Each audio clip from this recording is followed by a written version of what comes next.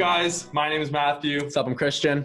And we are OpenRace. We're hosting Racing Through Life. OpenRace is basically a real-time virtual app looking to connect and motivate runners through real-time racing, as well as help event organizers increase revenue, reach a larger audience, and provide a more interactive virtual race. And basically, Racing Through Life is trying to connect the actual running industry from event organizers to different runners, kind of showing the audience how runners live their lives, behind all the running. We talk about their actual personal lives, their accomplishments, and just really digging deep into the running industry here. Yeah, and today we got Tom Bosworth on.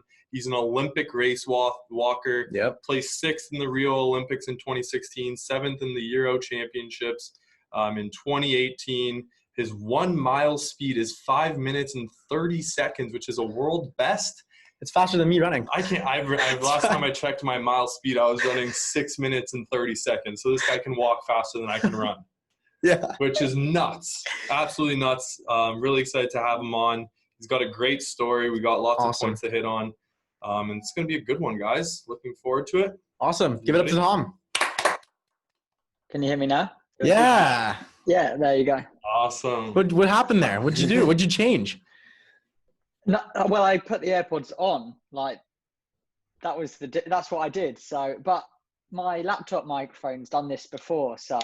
Oh, true. AirPods are definitely the saver. Seriously. Nice to meet you. Nice to meet you. My name's Matthew. I'm Christian. And we're coming at you from Toronto, Ontario. Yep. This is our second actually recording from Racing Through Life. We got another awesome. later today, but you're the second guest, so it's an honor to have you on. Where are you coming from? Why don't you just introduce yourself quick to the viewers? Where are you coming from?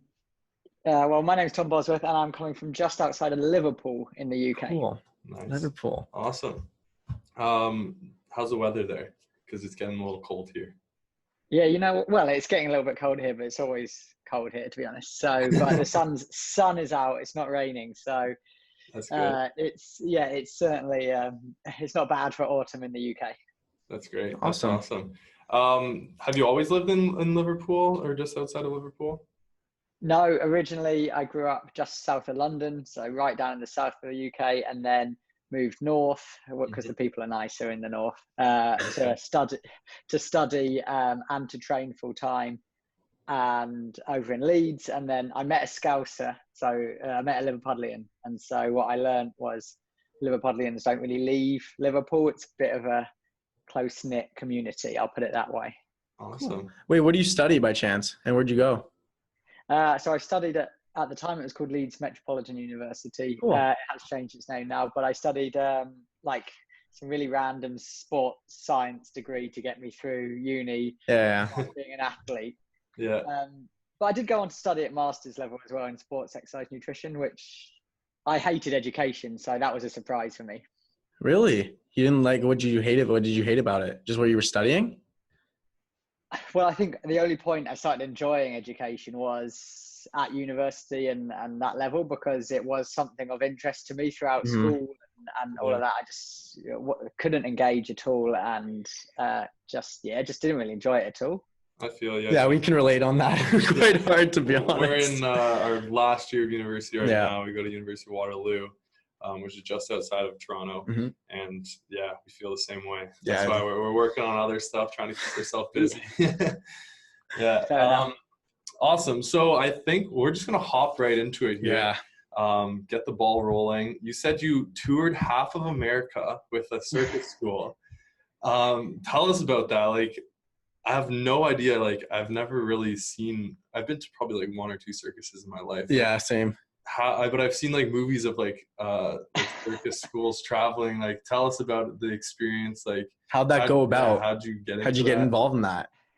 Well, I mean, I don't want to take that image away from you, that it was really Hollywood and it wasn't at all. But basically, I was 19. I decided I'd represented Great Britain as an athlete, and that went really badly, and that was my debut. And then so I thought, you know what, I want to do something different with my summer, and decided to sign up for to go to summer camps, basically. Okay. And kind of I can't remember the name of the agency. It was like Camp America or something like that. Sure. I then got a email back from this circus school sort of company, and I was like, what's this? And they rang me up and they explained kind of what they did, and they were a company who it wasn't in one place, so that it instantly interested me, because I just love seeing new places, waking up every day with it in a new place, and and went from summer camp to summer camp, putting on like we would teach the kids everything from trapeze to clown to everything you can imagine. Put on a little show, film it, make cotton candy, do everything under the sun as a circus school, basically. And I went in blind, but the reason they got in contact with me was because I was a trampolining coach, and so a lot of it links up. So I was completely blind to anything circus related. But what I quite quickly learned was there's loads of similarities, and that's why they kind of got in contact with me for that. And it was one of the best 3-4 months of my life. Wow, that's awesome. Where'd you end up traveling? The big cities, I guess, or like your favorite parts of it. Well, it took us all over. I mean, it was 11 years ago now, so I'm showing my age there a little bit. I flew to Texas. We went down to Florida. Then we went up. Oh goodness, I think we went to Birmingham, Alabama. We ended up in Maine, Long Island. Oh wow. Delaware, I think we went to.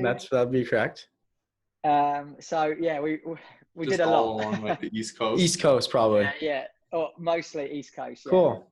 Wow. What was your like favorite part about that? Oh, I don't think that I had a favorite part. It was just, as I said, I love seeing the world. So getting to see kind of a lot of America in one go was just brilliant for me, and meeting new people, and the kids they loved it. Apparently the company went to camps quite regularly each year, and so the kids would be so excited to see that the circus was in town, and yeah, it was just a phenomenal experience. Was this a couple of questions? Was this your first time in visiting America? I'd been when I was like 10 on holiday to visit my aunt, but also down to Texas. But that was it. Okay. And then when you're talking about what was kind of like, how long would you stay in one, I guess, state, or how did that work? Like, how did that work? Were you guys traveling like quite often, and how did that affect your training as well? I'm assuming you were training or you weren't training. I wasn't really training at that point. I kind of had fallen a bit out of love with athletics, with track and field. So I'd kind of taken the summer off. Yeah. Okay, cool. But yeah, we'd be in a state we'd set up in a morning. Kind of the kids would then audition, they'd try out the different acts and stuff. 4 days of training with them. Last couple of days, put on a few shows for the parents and people. And then we'll be off, pack up and go. So a week at most. And then we were somewhere else. We would drive through the night or over a couple of days if necessary to the next venue. Wow. Damn, I mean, that cool. Does sound like the movies a lot. Yeah, it does. Like when I'm picturing it right now, I'm picturing exactly what I've seen in movies. Great. Yeah. Well, yeah. I mean, I've always thought my life's a bit of a movie. So it's a good way to put it. I like that. You said prior to going to the Olympics, you kind of fell out of love, and that's why, to the circus school, you fell out of love with track and field. I want to just back up a bit. How'd you get into track and field, specifically like race walking? Yeah. And when did you kind of know that you were special in that sense? And like, how did you? Your times are unreal, and what you've accomplished there. You're faster than me sprinting. Like I can't. Like you're walking and I'm sprinting, and you're like destroying my times. I would apologize for that, but no, you should not apologize. That's good on you. You should definitely not apologize for that at all. Well, I mean, I was never like a sporty kid at all. I hated like practical lessons at school, PE and things like that. It just wasn't for me. I was never born to be a soccer, football player, rugby player, anything like that. And I did kind of athletics from the age of 11. because my mum took us down to the local club and encouraged us to stay fit, meet people. You know, I made a few friends, and that's kind of what it was. It was a social thing and a way of keeping fit without the kind of pressures of team sport, I guess, on my shoulders. And so I always had seen sport as something that I'd do a little bit of. I obviously did the gymnastics as well. I mentioned the trampolining. And that was kind of what it was, extra curriculum sort of stuff. So as I got a little bit older, I just kept it going. You know, race walking is such a bizarre sort of event. You know, I didn't, when I joined the club, you know, I never heard of it. I tried a bit of everything. And there happened to be a walks coach at the club down in the south of England that I was at. So I gave it a go as well. And I was pretty bad at everything. Like I wasn't fast. I wasn't kind of obviously talented, but I've always had the build for an endurance athlete. And so I just took to it quite well. But as I said, it just was for fun. So as the years ticked by, I just kept going, training a couple of days a week and really just enjoying it. And I think that's why I've stayed in the sport as long as I have anyway, because for the best part of 6-7 years, my first coach just encouraged me to enjoy it and make the most of it. And he would always find a positive, even if I came last in a local race or whatever, you know, there was, and he always said, oh, as you get older, you'll be better at the longer distances, the international distances are like 20K and those sorts of things. And I was like, I can't even get through 3K. How on earth am I going to get through 20K? But as I ended up 17, 18, I kind of stopped growing. I grew into my body and started training a little bit more. And suddenly my time started to drop by minutes every time I'd race, and was starting to see some real breakthroughs, and went from kind of coming last to starting being near the front of races. And then by the time I was 19, made just a junior European competition for Great Britain. Nice. And within 18 months, I'd gone from training maybe twice a week to training 5-6 times a week, and suddenly found myself in a GB team, which then it was a complete, I was going to say something rude there. It was a eye opener, the race, and I performed awfully. I think just it all got to me. Like I've gone from racing around parks in south of England to racing for the country in this huge event in the middle of a city and all this. So it just went awfully, and I was like, no, I just want to go back to enjoying it. There was never any pressures, so it's kind of why I felt like that then. So then, I just want to comment, that must have been a big jump, because like you said, it starts out twice a week for fun, for like leisure, just to stay in shape, and now all of a sudden you're world, like you're training, like you're competing for your country. So like now you jumped so far so fast, whereas if you look at other athletes like track and field, cross country runners, they kind of start early, like when they're younger. I want to say like middle school, kind of high school, they know they're gifted, you know what I mean? They know they're training, so they're preparing for these meets and these events. And all these events and stuff. So then you're kind of thrown into the fire. Okay, now you're representing, Great Britain. It's like, okay, like, so like, what was, I guess, the hardest part in all that? Was it the pressure? Like, what was, I guess, the intimidating part of all that? Yeah, the intimidating bit was practically all of it, because it really had changed. And I guess, you look at kind of track and field, as you say, so many people are 20, 21, 22 aiming for teams. And as you say, have been kind of knowing about it for at least the last 5-6 years easily.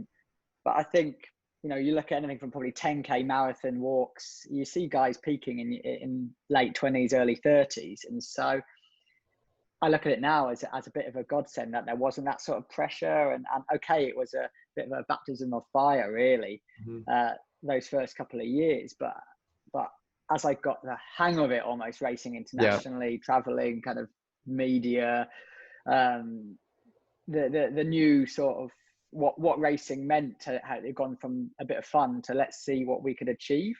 And that was kind of then really exciting, because I was really on a upward curve, and almost every time I'd race, it would be a new breakthrough. It'd be something different. And now sort of 6-7 years of really enjoying it meant all this new pressure and things like that, they were new, I wasn't already dealing with 6-7 years worth of pressure and getting fed up of it. I was just getting excited and just growing into it. And so I think, I mean, if I look back now and think I've had 10 years kind of international, I don't know how whether I'd still be doing it if I'd had 5-6 years before that on top, because you're then talking half a lifetime of that sort of pressure. So for me, I see it as a bit of a gift.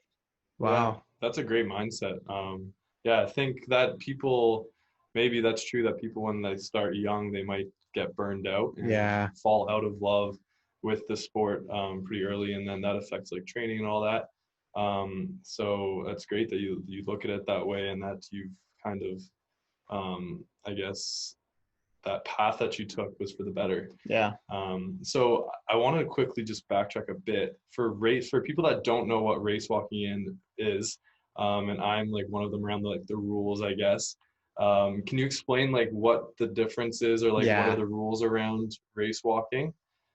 Sure. So with race walking, there's kind of two parts to the rule to make sure that it's classed as walking rather than kind of the running action. So when you run, you would imagine you drive your knee in front of you, and so to class it as walking is we have to land with a straight leg, so it completely eradicates that sort of powerful upward movement that would give you that lift, that drive.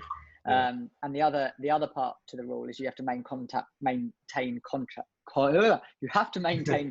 with the ground at all times. So I have one foot on the ground at all times. Now there's a bit of leeway here, especially with modern tech and things like that. You know, whenever there's a big race like at Olympics or something like that, people use their TV remotes or pause it on laptop and say, oh, look, I can see that lad with both feet off the ground. So the rules do say that it's down to the human eye. So it's judged by judges on the race course. Wow. So that's just to allow it to be athletic, basically. As soon as, you know, if you start to really push that and break into a run, and so you've got, and clearly have both feet off the ground at the same time, the judges will see it, pick up on it, and 3 yellow cards will end up with a red card, and you'll get disqualified for that. But that's why we kind of, if you ever see a walks event, it's always on a 1K or a 2K lap rather than like a long marathon course around the city. That's so it can be judged. And yeah, it kind of, the judging is always quite, not dramatic, but quite abrupt, and people kind of, it adds, I think, something to it that running a marathon doesn't have that jeopardy. Just to comment, so do you, I guess when someone breaks the rules and gets a yellow card, do they, so you complete the race and then the judges say, how does that work? No, so it's the only event track and field that you can't, that you technically can't complete, even if you kind of put in an appeal. So like if you false start, you technically you can appeal it. You can appeal the false start in 100 meters, and you can run the race, and then it's looked at afterwards. But with the walks, you are disqualified midway through the race on your third yellow. So you could do 19 of the 20 kilometers. If you get your third yellow, you will get shown there's like a chief judge on the start finish line, and he will show you a red card, and then your race is done. Like you just stop. I would hate that. Oh my God. Has that ever happened to you? Yes, quite spectacularly. So I've only had one disqualification in about 7 years, but it was probably the biggest race of my career. So what was it, the Olympics? No, thankfully. I'd had a brilliant Olympic Games in Rio in 2016, and I finished 6th there. I was ranked about 27th, but ended up finishing 6th. That's awesome. New British record that day, and it was just everything just went to plan. You know, it was just a great season all round, and I just couldn't really believe it. Happy days, man. I know. I led the race for 16 of the 20 kilometers, but I think in my head I was like, I shouldn't be here. I should be like 10 places back at least. And even going into that last 5K, I was like, the leaders, they'll catch me, but I might still be able to finish like 15th. And my mindset was so so amateur or kind of, I didn't know what I was really capable of. And I wondered back now whether if I'd had the confidence a bit more, would I have been able to get a medal? And so hopefully the summer just gone, Tokyo was meant to happen. We can change that, but next year. But anyway, so the year after Rio 2017 was a home world championships for us in London. And the walks course was in front of Buckingham Palace on the Mall there. And I mean, thousands of people were there. Tourists were there, sport lovers were there, and people who are diehard race walking fans. So there's about 10 of them. But I've never seen a crowd like it. And the home media built me up quite a lot. And we were the final day of competition, and GB hadn't performed very well in the medal table. So there was a lot of pressure on. And there was a lot of talk over me potentially getting a medal. And so I was in the lead pack, and I was leading at halfway.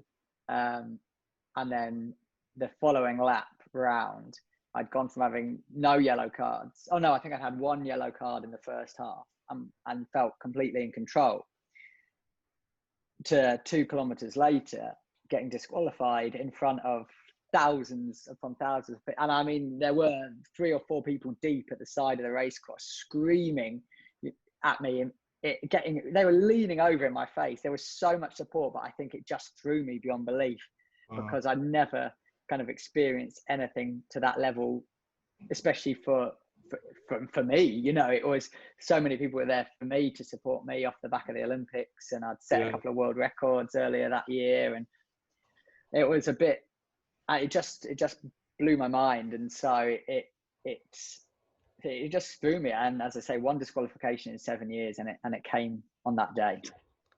Wow, that's crazy. How long left in the race? Sorry, was it until we just started the second half, so it was still quite a way in. But I basically had one really bad technical lap. Yeah.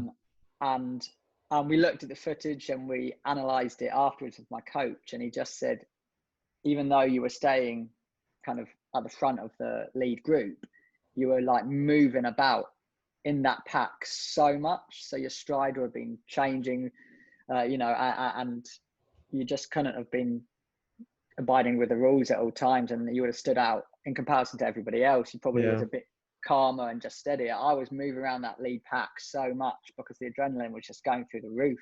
And the judges, obviously it was clear as day, because when you get a number of cards in such a short period of time, you're clearly breaking the rules. And unfortunately for me, that's what happened. Oh, wow. That's unfortunate, but you set a lot of world bests. When did you set the world best for the 1 mile? Yeah. That was about 6 weeks before that race in 2017. And that's awesome.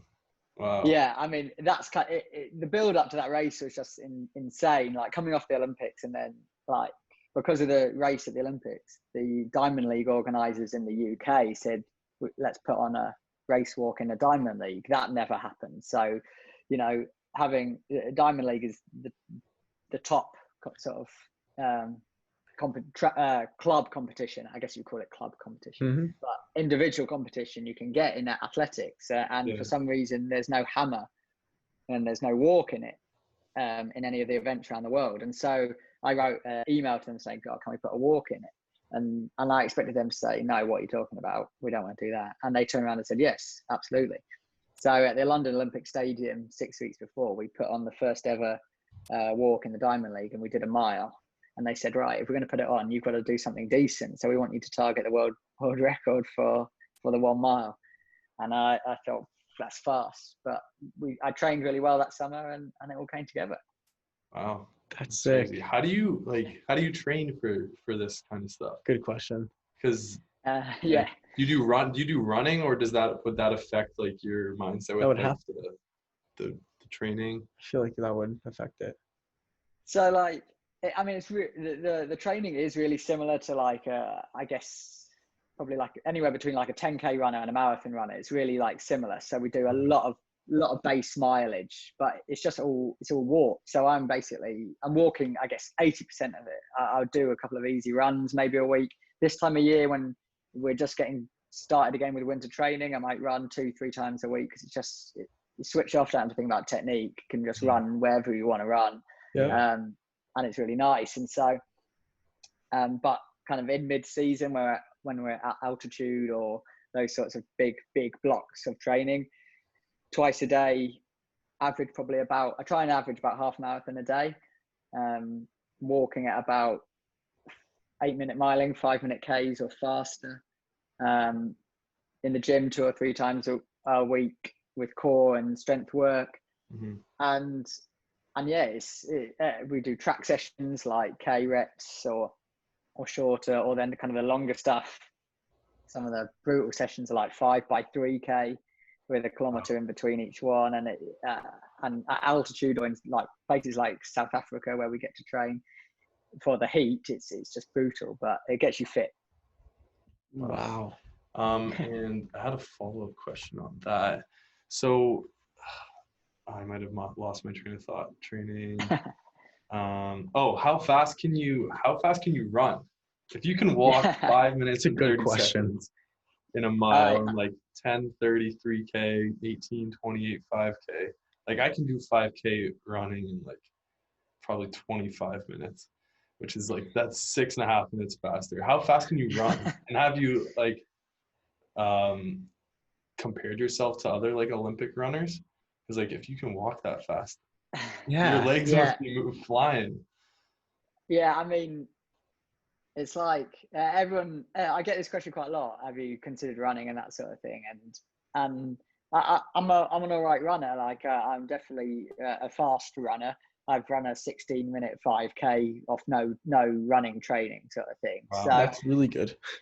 I mean, it is really good, but it's still like it's still 2-3 minutes off where the best 5K runners are in the world. So, but I mean, I've always considered, I wonder what I could do if I turned to running, but I think it'd have to be probably 10K, half marathon sort of distances. I just haven't got any sort of speed or sort of pace that you need for 5K and below nowadays. So, but yeah, I mean, I'm naturally a really slim guy, so I'm born to do endurance sport, and it comes quite naturally to me. But I've never really attempted to run anything of any distance. But I'd like to run a marathon or something after I retire. But even though I run a little bit in training, you can't really turn your focus to it, and it will totally change kind of the muscles you're using.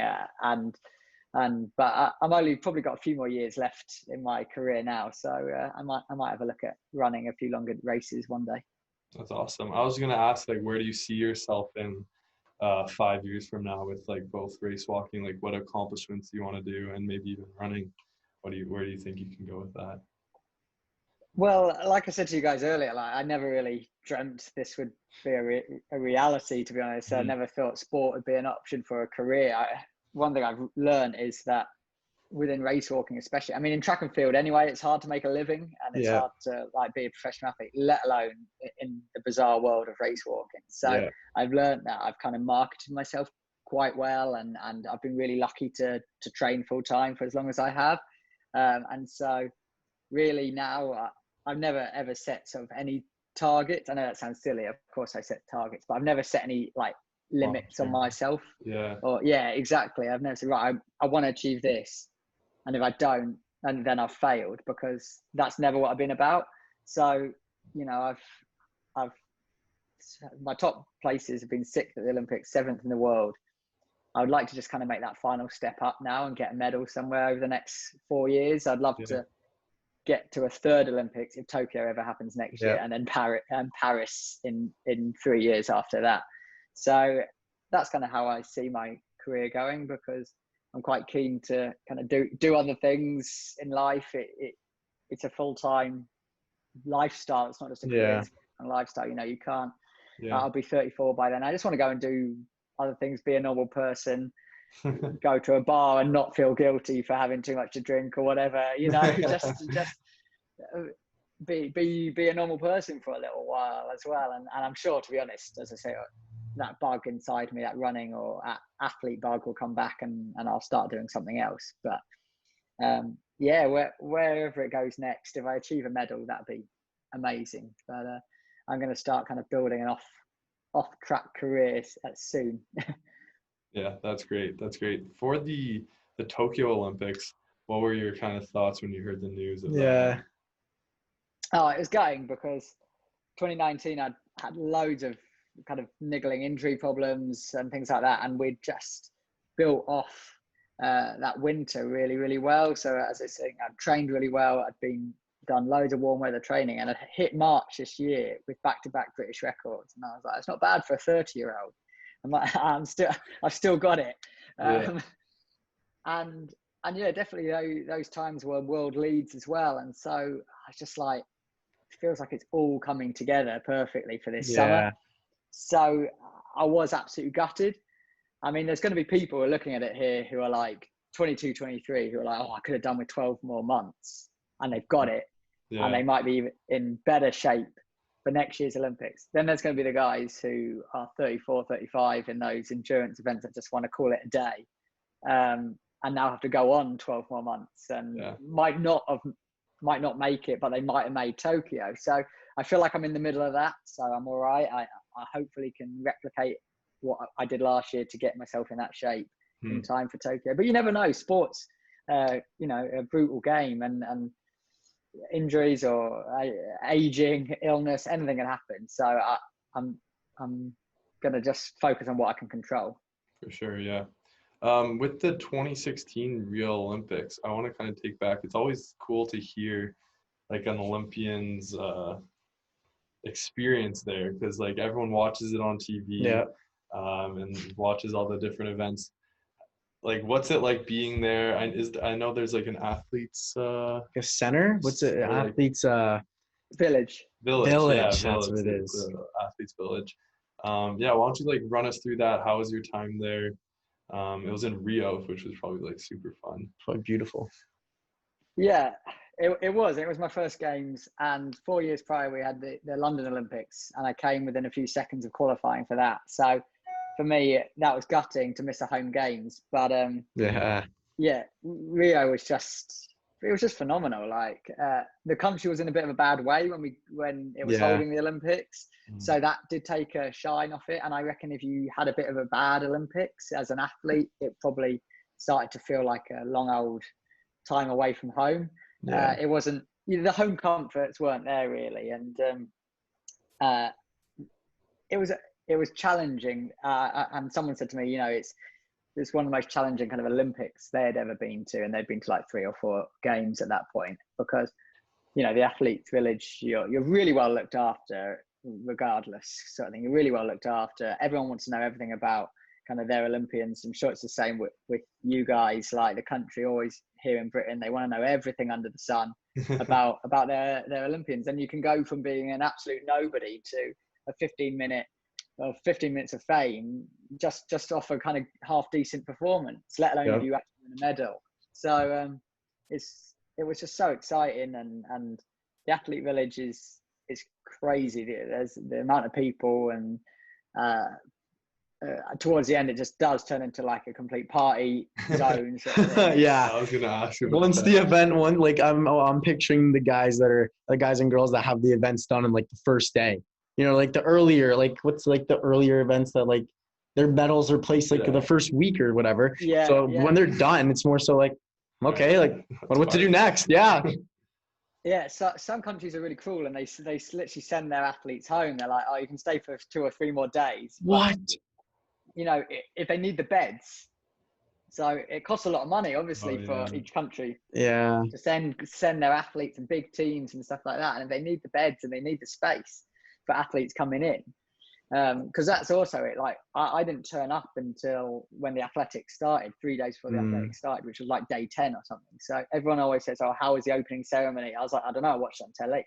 So I watched it with you guys. So, but we always get to go to the closing. So GB are good. They don't really send you home, which is nice. Well, unless you kind of get yourself in trouble or anything like that. But I didn't do that. So just a quick question. I guess if it turns into a party, like what country party's the hardest? Well, I like to say we do, the British, because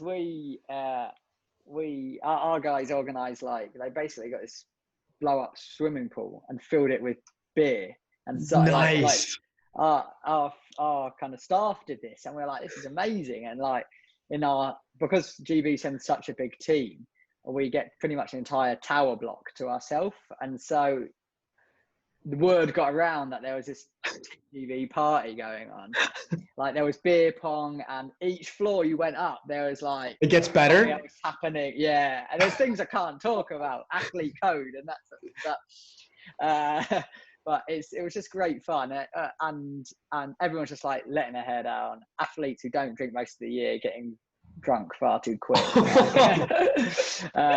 But then like other countries started coming in, and I was like, whoa, this is so gonna get out of hand. And that's where like our staff had to close the bar and stuff like this, and we're like, everyone was like booing, and it was just great fun. It was like, as you can imagine, a load of kind of 18 to 33-year-olds who have dedicated half their life to something that's either gone really well or really badly, and just completely letting their hair down. Yeah, either way, they're going to the Great Britain party. Yeah. That is sick. I always had a feeling they had to like party, you know, like there's so many athletes that after their event, they're like, okay, like what am I going to do now? You know, different country. It's like a explore. Yeah, it's a vacation. I mean, I was, as I said, I was first day of athletics, so I had about 10 days afterwards. I got to sightsee. I ended up proposing to my fiance on Copacabana Beach. Congratulations. Thank you. But that then blew up at home as well, and we were on like daytime TV and this sort of thing. So it was just mad, but had some awesome nights out, and yeah, it was just brilliant. The Brazilian army nearly had to take me home after I wasn't feeling too well in a bush. So wait, so let's go back to the proposal. So first off, congrats. So how did you plan that? How did that? Let's talk about the whole thing. I guess the day of. Was that plan heading into the Olympics? That's what you were set in stone? Yeah, so I had to get the right ring size, and I had to make sure all of that sort of thing was in place. Mm-hmm. So I planned to do it at the Olympics at some point. Cool. But the shop I went to were like, oh yeah, you've got 10 weeks to bring it back. And I did the maths, and I was like, damn, I'm away for 11 weeks. Oh. So if it's the wrong size or something, I'm not gonna be able to change it, and it's going to cost me a fortune if it's wrong. So what I did is I went away training to altitude, the 5 weeks kind of out from the games, and then, or when we were due to fly, then in London Heathrow Airport, I made sure I was emailing the airport, going back and forth, making sure they had the right ring on the right size on the right day at the right time in the right terminal. So for me to fly to Rio, and so that all went smoothly, thankfully. And about 5 athletes just rocked up into this store at the airport, and they were like, what's going on? And I'm like, yeah, I'm here to buy this ring. So that was quite bizarre, and everyone was like, oh, I'm so excited, you're going to propose and all this. And I'm like, yeah, just calm down, we've got an Olympics to do first. So that's one thing I planned. I wasn't going to do it on the race because I just didn't want it to, if I'd won a medal, I didn't want something to take away from that. Yeah, good point. And I wanted it to be an individual kind of moment, but a memory for us both to share at the Olympics. So it wasn't just about me, really. So that's why I kind of wanted to do it. So everything went well, raced well, and then it was kind of just timing the proposal. So we went up Christ the Redeemer, and I was like, yeah, I'm going to do it up the top of here. But it was so busy that if I'd gone down on one knee, I'd have just probably got knocked over by a backpacker, you know. So I was like, right, I'm not going to do it here. So we go home, the family go back to their hotel room, and I have to go back to the village, which were about an hour apart. So it's a bit of a nightmare getting around as well. Uber was a lifesaver in Rio, that's for sure. Wow. So I don't want to cut you off, but I'm surprised that Uber's like so big in Rio. It's like, it's hard to find it in like small cities in Canada. Yeah. Yeah, what was brilliant was, I think they'd done it for the Olympics. When you open the app, all the cars, they come up with like little flags on top of them. So like to Oh, know that's whether cool. you're what language they speak as well. So it made Yeah. it even better. So Oh, that's um, cool. yeah, wonders of tech. Yeah. That really was a lifesaver. So anyway, next day a couple of days later, we just went out for a dinner. My family were due to fly home the next day. The Olympics had about, I don't know, 5 more days to go. So I thought, right, I've got to do it tonight. This is it. So we had dinner with we had dinner with my family, then went off, me and a couple of friends. And I said to them, look, I'm going to go and I'm going to propose in a minute.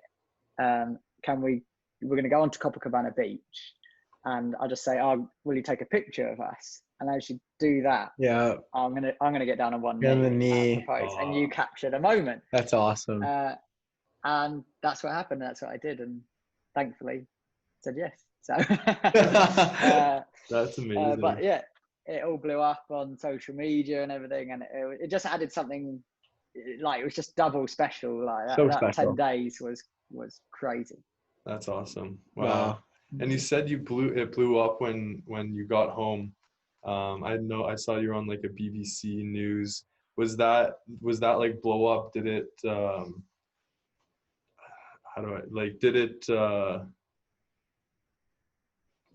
English, Matt. English today, man. I'm losing my words there. That was a phenomenal moment. So I'm speechless for you guys. When you got back, you said it blew up on BBC News.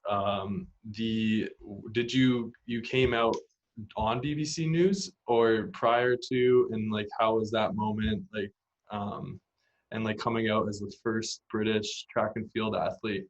How was that like for you and your fiance?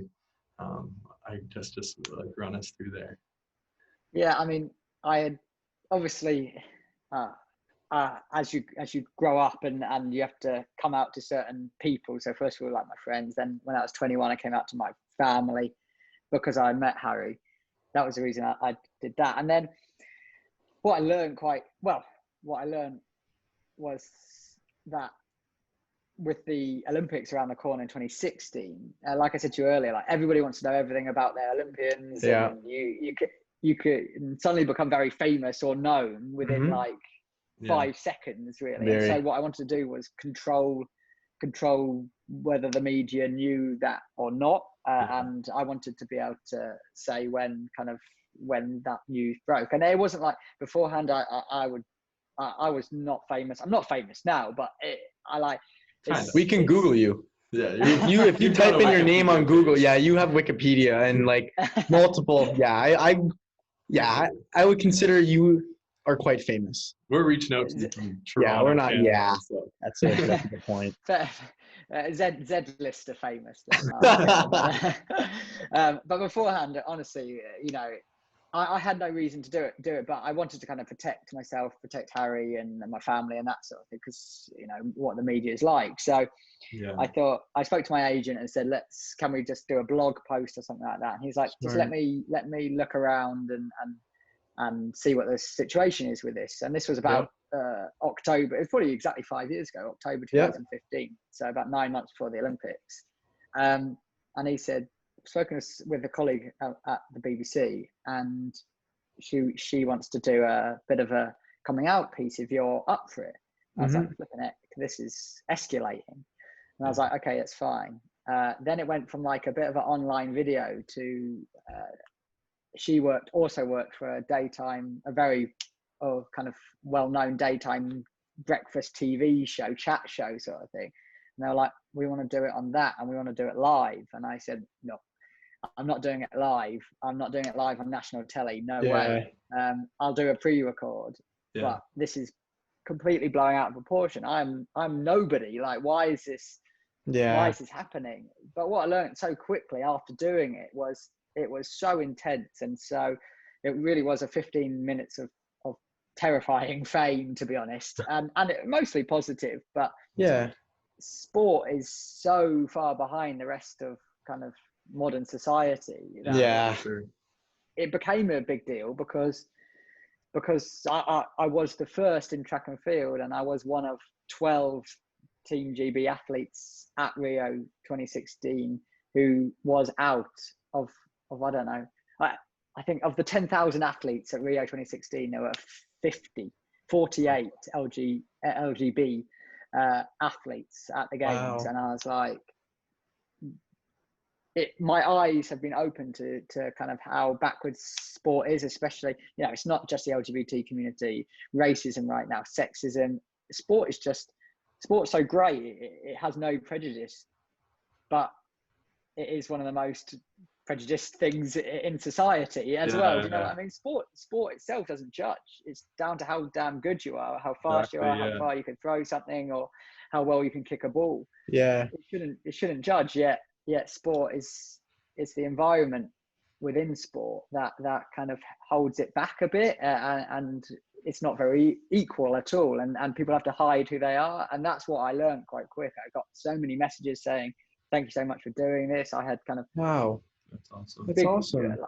Like more successful athletes as well messaging me saying, "Wow, I've always wanted to do this, and I've never been able to come out." And I'm like, "Whoa, this is big," sort of thing. So it was one of the best decisions I ever did.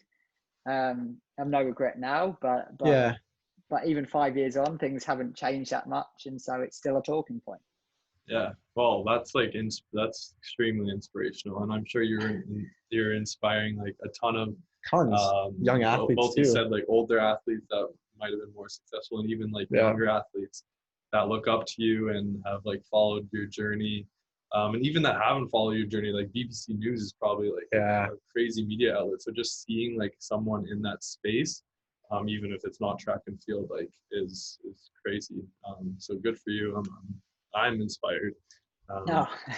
I just want to, sorry to interrupt. I just want to ask, so it seems like when you did this and the article came out, there was a lot of positive, I guess, feedback coming from you from athletes, but was the entire, I guess, running community, were there people that weren't so, I guess, accepting and kind of didn't have the same way that certain athletes did? Like, how was it? Was it always like extremely great for you? Were you like, how was that, I guess, whole experience when news first came out? Yeah, I mean, the great thing I think for track and field is it's so diverse. You've got like everybody there's an event for everyone, like from the shot putter to sprinter to walk. So that kind of goes in your favor. And I feel like track and field is one of the most accepting sports. Yeah. And most diverse. And so I was quite fortunate with that. I've spoken to other athletes who have had similar journeys and not had the same experiences, had coaches or officials, you know, be condescending or not willing to work with them and that sort of thing. But they're rare. And I mean, as I say, I said like 90% of it was positive. And almost 100% within the sport was, but you know how the wonders of social media and things like that allow people to voice, you know, absolute pointless opinions, seriously, and send messages that they would only say from behind a screen. And so for me, again, there was a little bit of that. There always is going to be, and I've kind of grown up knowing that, accepting it. But it certainly would affect other people a lot worse than it probably affected me. And so it's why kind of just that visibility is all I've ever done is live openly. That's what I've said to people. And I guess just being visible, the more people living their lives true and being visible that way will kind of help everybody else and kind of move things forward and hopefully just show that, you know, this idiot who sends a few of these messages around, trolls online, their voice will just end up kind of disappearing completely. That's awesome. That's something that I've kind of learned more is like just be who you are and like be like true to yourself and be like who cares what other people think? Exactly. That's the biggest thing I've just learned growing up is that you're gonna know like the people that care about you, like love you, and they're no matter what you do, whether it's sports, your career path, everything, like who cares what people that don't care about you think? At the end of the day, it doesn't matter. It's irrelevant. You know what I mean? Exactly. Yeah, and people get so much more out of you, and you'll get so much more out of other people by being true to yourself and them, and that's what I really, and you'll see as well, you know, I think people who are accepting of themselves perform better, work better, 100%. Have better lives. I don't know if it's coincidence or not. I came out at the end of 2015. My career turned completely from 2016 onwards. That's when, if you look at your stats, that is absolutely like every race is just 2015. All your records, your 5K, 3K, 1 mile, 7th Euro Championships, 6th, and everything was after. So I mean, just on an incline. That's wow. That's a good story. That's a good message. Yeah. Yeah, and it goes for more than just like coming out, more than just like being yourself. Like it goes for like if you want to like start your own business, like people are gonna hate on you for doing that. If you're like posting stories on like Instagram of like something that you love, like plants or something, like it could be anything, and people are gonna hate on you for everything. Like there will be someone that will hate on you for everything you do, like, and at the end of the day, like if you love it, like it shouldn't matter what anyone else thinks. And the people that love you and are accepting and do the same thing don't like hate on those other people. So like if you start your own business and like someone's posting like plants, like that person that started their own business and got hate for trying to do something new is not going to hate on the person that's posting like the plants. They're understanding. So the people that are more accepting of themselves are more accepting of others. And I think, sorry to interrupt, I also think like a really good like quote, or I guess saying, is if people aren't hating on you, then you're not doing enough, which is a big quote. No, it's true though. Because like if people like aren't hating about, they're not talking about you, you're not in the news, I guess, like then you're not anyone to talk about. So if people aren't talking bad on you, you're not doing enough. So that's like a quote that I think is true too. Yeah. Wow. And speaking of not doing enough, I want to touch on you said you were going to risk prison for standing. I don't know if this is a direct quote, but like risking prison in Qatar, was it because like the I guess culture there was kind of like against LGBT in the 2019 championships?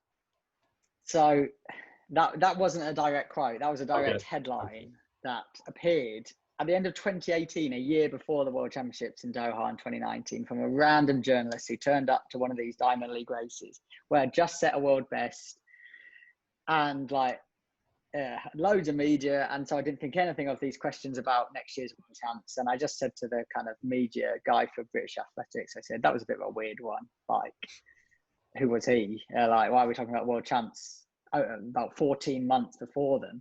Yeah.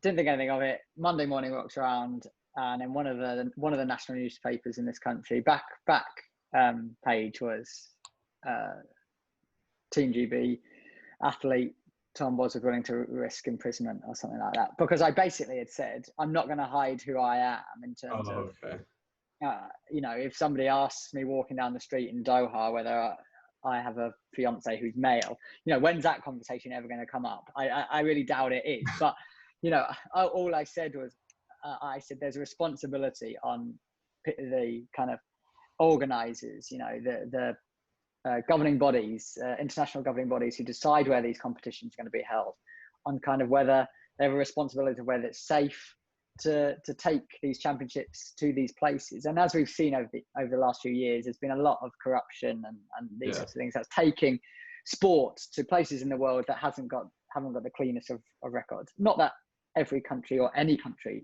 does, but there's some performing a lot better than others in these things. And so this journalist was just out for a story, but at the same time I was like, I'm not going to hide who I am if as you shouldn't. Seriously. You know, it's down to the sport for taking us there and ensuring our safety. And if anything had happened, you know, I would I spoke with the Commonwealth Foreign Office, British Athletics. We did cover our backs before going in after this article was raised, because I got a lot of hate from that part of the world as well, because it looked like I was disrespecting their culture, where, you know, I wasn't doing that whatsoever. I was going to go there and respect their culture completely, as it did. It didn't cause any scenes. Wasn't going to run down the road with a rainbow flag or anything like that. But it was a good talking point. But it had nothing to do with me. I tried to deflect it, but he just spun the story. Wow, typical media situation. But as you said, if you're not being talked about and if you're not in the news, then exactly. Cool. Awesome. Wow, that was a phenomenal. I don't even know how long it's been. 57. I think awesome. 57. Okay. So we do this thing at the end of our podcast. Oh, I love this. Where we have like a speed round. We kind of took of what you gave us in your notes and kind of formulated some questions around there. So we'll go back and forth with asking you questions. Just give us first thing comes to mind. Just bam. Comes to mind. The last one's a little longer. Yeah. And then we'll end it off, but we'll start off now. Okay. Favorite movie? We're the Millers. Favorite TV show? Good answer, by the way. Favorite TV show? Friends. Good one. Okay. What is your favorite part about gardening? The plant not dying after planting it. Awesome. If you could travel to one more place in the world, where would it be? Brisbane, Australia. Good answer. Would you tattoo the Olympic symbol on your chest for the Olympics, the Tokyo Olympics, to come back this year? So if I tattooed the Olympics on my chest, the Olympic symbol on your chest this year. Yeah. If you'd asked me in March, yes. Not now. No, Biggest fear? Biggest fear? Being alone. Okay. Oh. If you could be one thing other than an Olympic race walker, what would it be? A Formula One driver. Nice. Dinner with one person, dead or alive, and why? So this is kind of the thing. If you could have dinner with one person in the world, dead or alive, who would it be and why? Freddie Mercury, because he hated the media and interviews and that sort of thing, and just was able to absolutely outperform anyone. That's awesome. Awesome answers. And that reflects you a lot. Yeah. Which is I love the media a little bit. Awesome. Well, thank you so much for joining us on this podcast. We'd love to stay in touch. We're going to follow your journey. If you guys want to, so I'm talking to the viewers now, if you guys want to follow Tom, you can find him on www.tombosworth.com. Pretty sure your Instagram is Tom Bosworth as well. Do you have any YouTube or anything else Anything you want to promote? Maybe a sponsorship, anything you want to promote about you? No, that's great, guys. Yeah, I'm across literally every social media platform going at Tom Bosworth, and come say hi. Awesome. Thank you so much, Tom. It's been a pleasure. Thank you. Well, thanks for having me on. Thank you. Awesome. Have a great one. Have a good one.